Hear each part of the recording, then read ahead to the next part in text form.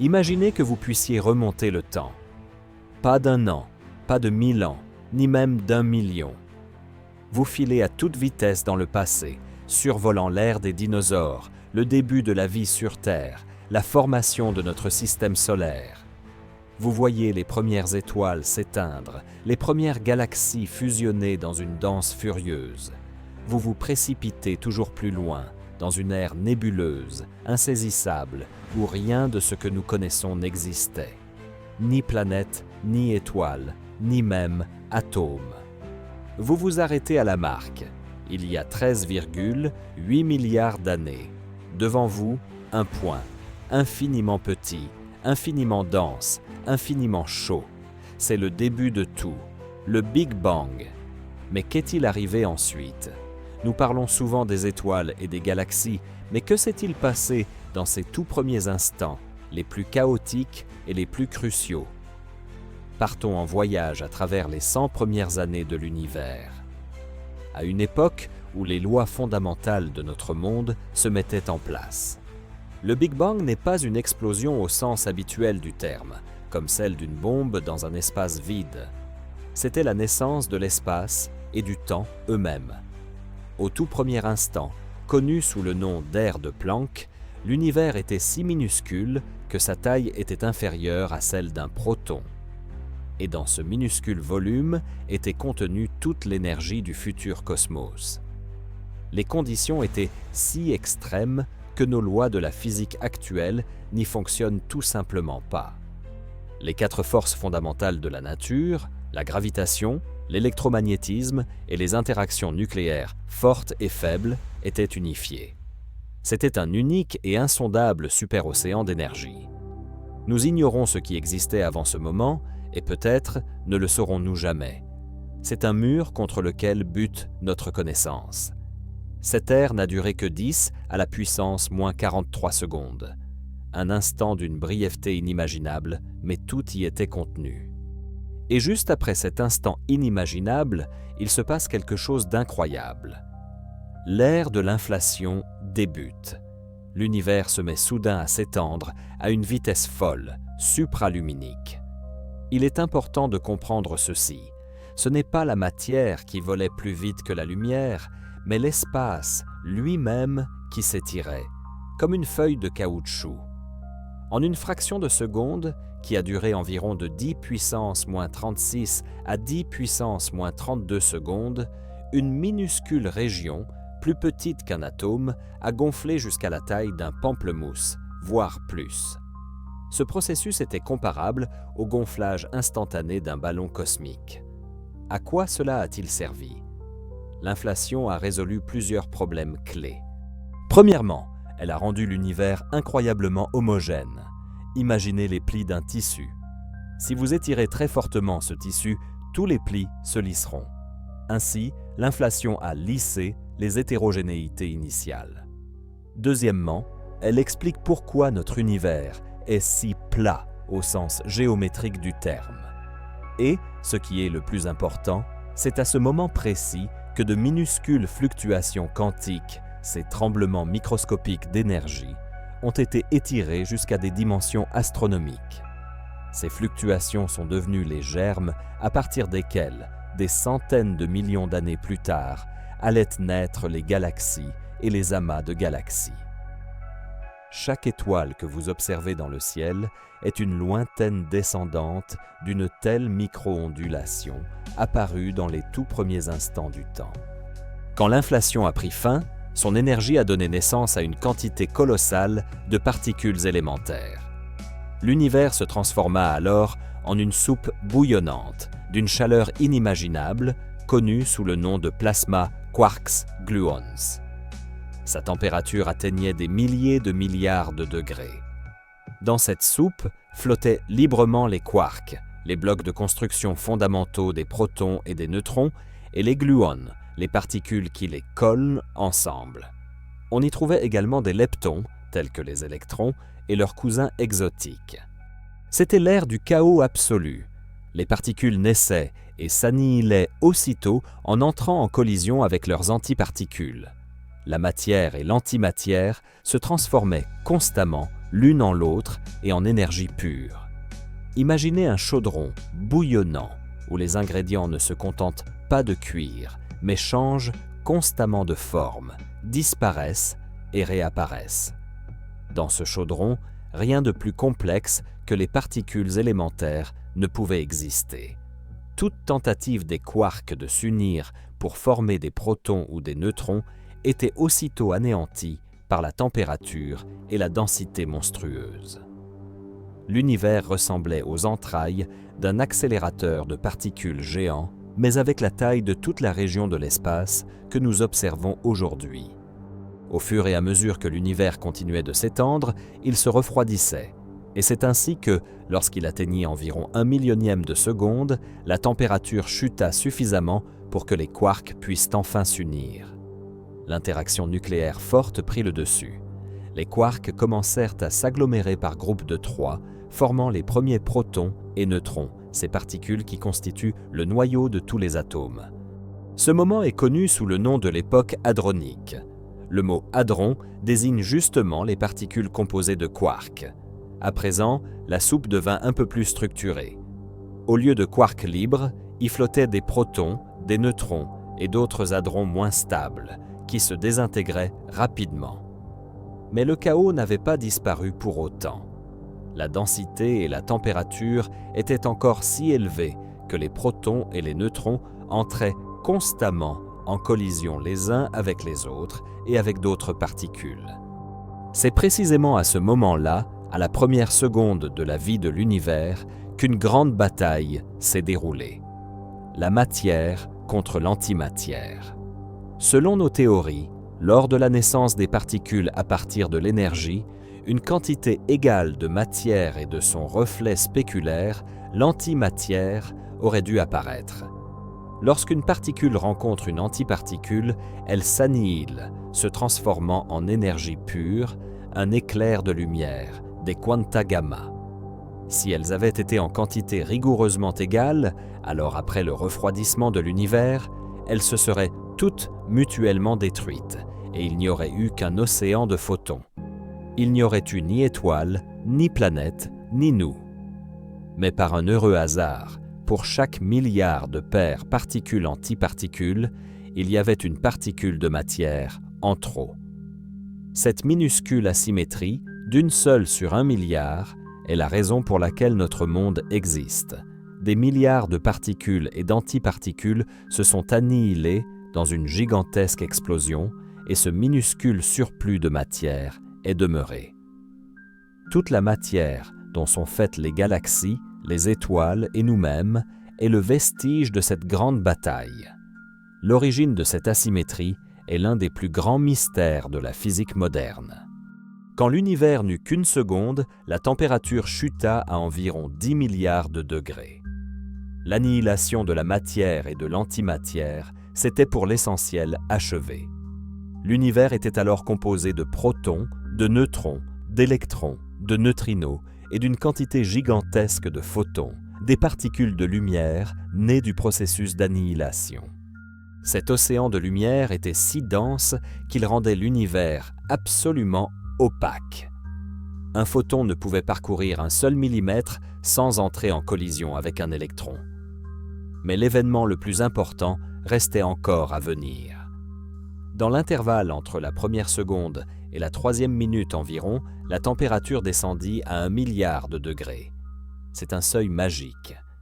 À cette température, les protons et les neutrons, en entrant en collision, ne se contentaient plus de rebondir les uns sur les autres, mais pouvaient fusionner pour former les premiers noyaux atomiques. La nucléosynthèse primordiale commençait. Imaginez une cuisine cosmique où, en quelques minutes seulement, la composition chimique fondamentale de l'univers a été élaborée.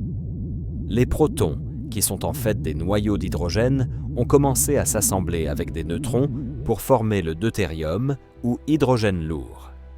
Puis, les noyaux de deutérium ont capturé davantage de protons et de neutrons, se transformant en noyaux d'hélium 3 et d'hélium 4. À l'issue de ce processus court mais intense, presque tous les neutrons libres se sont retrouvés empaquetés au sein des noyaux d'hélium 4, qui sont extrêmement stables.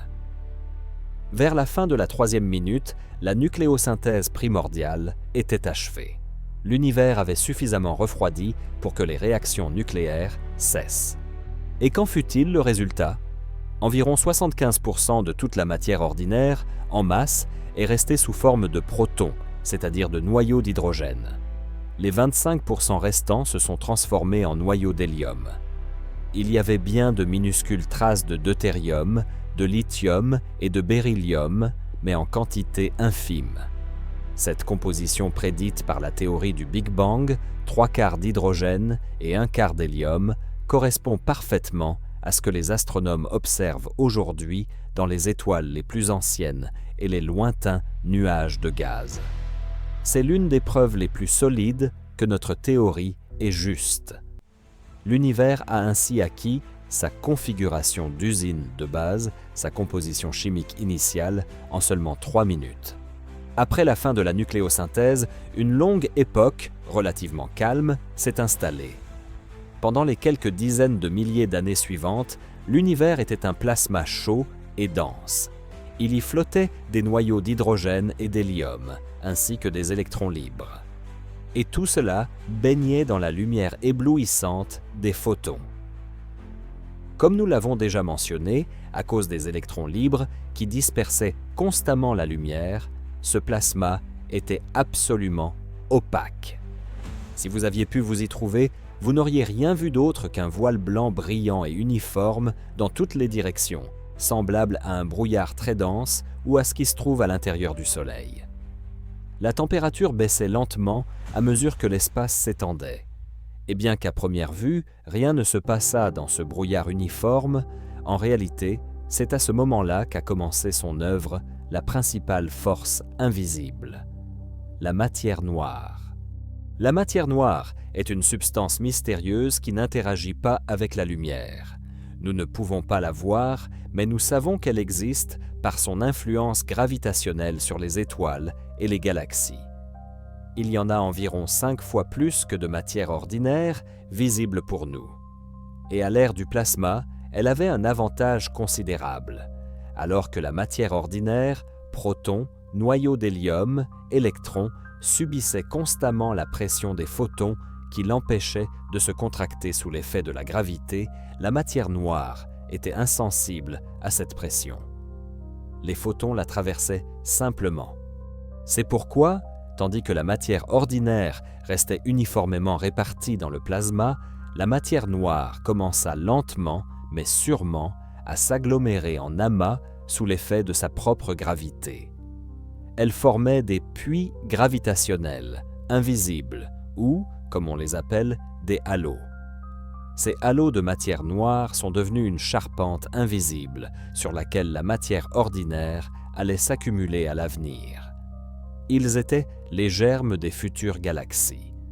Sans la matière noire, la gravité de la matière ordinaire aurait été trop faible pour former des structures aussi grandes que les galaxies pendant la durée d'existence de l'univers. Et c'est là que ça devient vraiment intéressant.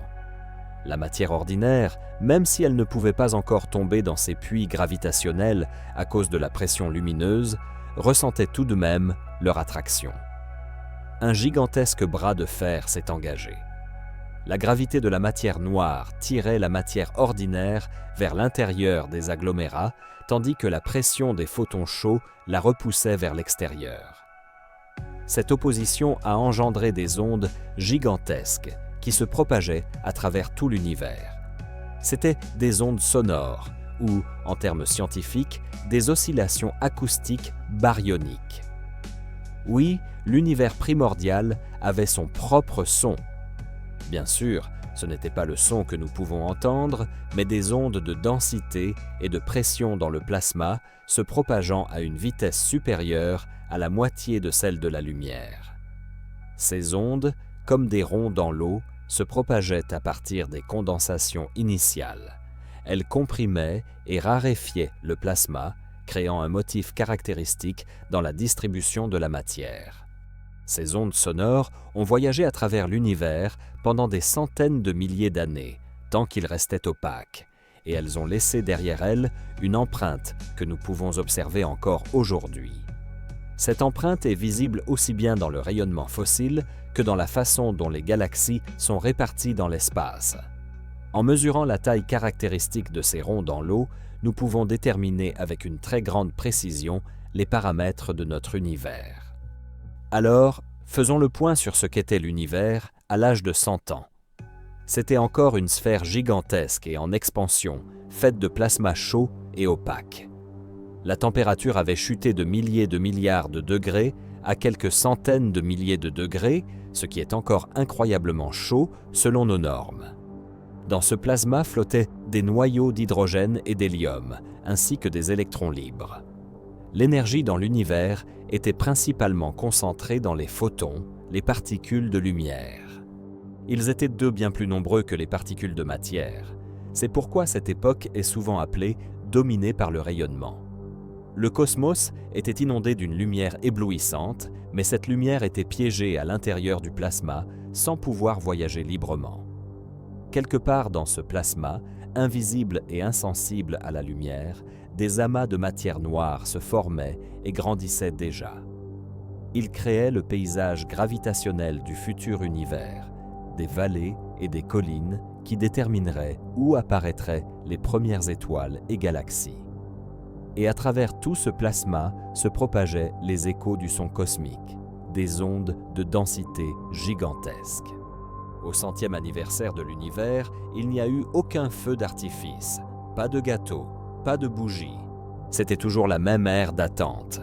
L'ingrédient principal, les noyaux d'hydrogène et d'hélium, étaient prêts. La charpente invisible de matière noire était en pleine construction.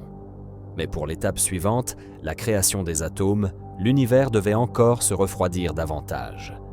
Les électrons étaient toujours trop énergiques pour s'accrocher au noyau atomique et former des atomes neutres. Ils virevoltaient dans le plasma comme des billes dans un flipper, faisant constamment dévier les photons de lumière de leur trajectoire. L'univers attendait sa grande illumination. Cet événement, connu sous le nom de recombinaison, se produira bien plus tard, quand l'univers aura environ 380 000 ans. C'est alors que la température chutera à 3000 degrés et que les électrons pourront enfin s'unir au noyau. Le plasma deviendra un gaz neutre et l'univers, pour la première fois de son histoire, deviendra transparent. La lumière, jusque-là emprisonnée, s'échappera et partira pour un voyage éternel. C'est précisément cette lumière que nous captons aujourd'hui avec nos télescopes sous forme de rayonnement fossile ou fond diffus cosmologique micro-ondes, le plus ancien écho du Big Bang. Mais avant ce moment, il y avait encore un très long chemin à parcourir. Les 100 premières années furent l'époque de la physique fondamentale à l'échelle cosmique. Une ère où l'univers, depuis la singularité, se transforma en un bouillon chaud de particules élémentaires, puis en un plasma des premiers noyaux atomiques.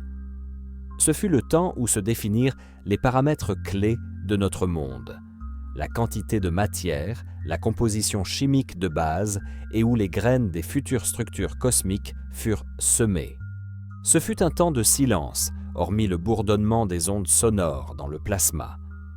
Un temps d'obscurité quant à la possibilité de percevoir quoi que ce soit au loin. Mais ce ne fut pas une époque morte. Ce fut l'époque d'un travail caché, titanesque.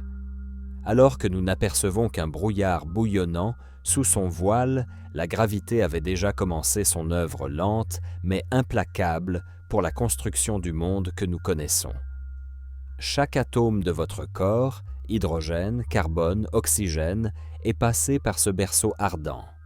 Les noyaux d'hydrogène dans l'eau que vous buvez sont nés dès la première seconde de l'existence de l'univers. Ils ont voyagé à travers ce plasma, ont fait partie de ces mêmes ondes sonores. L'histoire de chacun de nous ne commence pas avec notre naissance sur la planète Terre, mais là-bas, dans le feu primordial, durant les 100 premières années après le commencement des temps. C'est notre héritage le plus ancien, inscrit dans la trame même de la création.